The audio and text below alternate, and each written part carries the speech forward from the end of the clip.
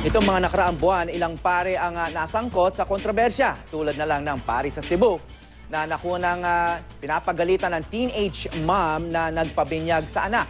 Kumakailan, kumalat naman sa Facebook ang post ng isang ninong sa binyag tungkol sa pagpapahiya sa kanila ng pare sa EDSA Shrine. May news to go si Steve Dailisa.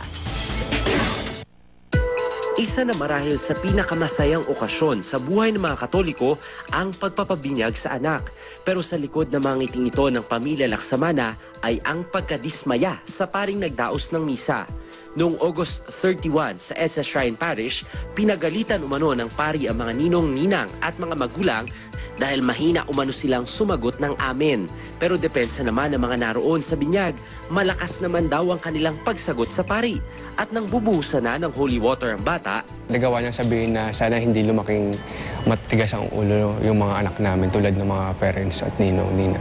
Maya-maya pa ay nag-walk out na ang pari. Tinanong ng isa sa mga ninong ang isang tauhan ng simbahan kung matutuloy pa ba ang seremonya. Pero nagulat rin sila sa nakuha nilang sagot. Isa ako sa mga ninong, huwag kang sumigaw. Nagtatanong lang ako. That's rude. And then, nung sabi nung assistant, rude pala, di ikaw kutuwag kay father.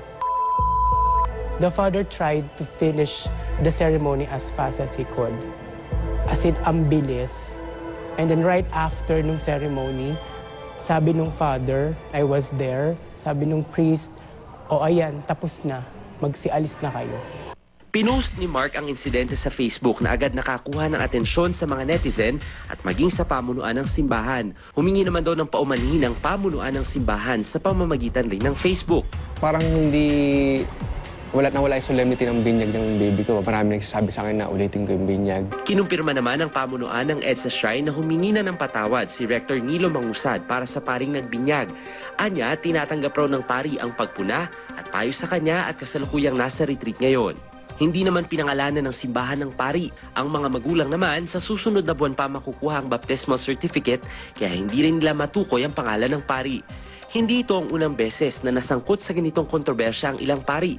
Nitong taon lamang, isang pari sa Cebu ang nakuna ng video na pinapagalitan at kinukondena ang isang dalagang ina na nagpabinyag sa kanyang anak. Sinuspindi ang pari dahil sa insidente. Nagkaayos naman na ang pari at ang pamilya ng babae. Steve Dailisan, GMA News.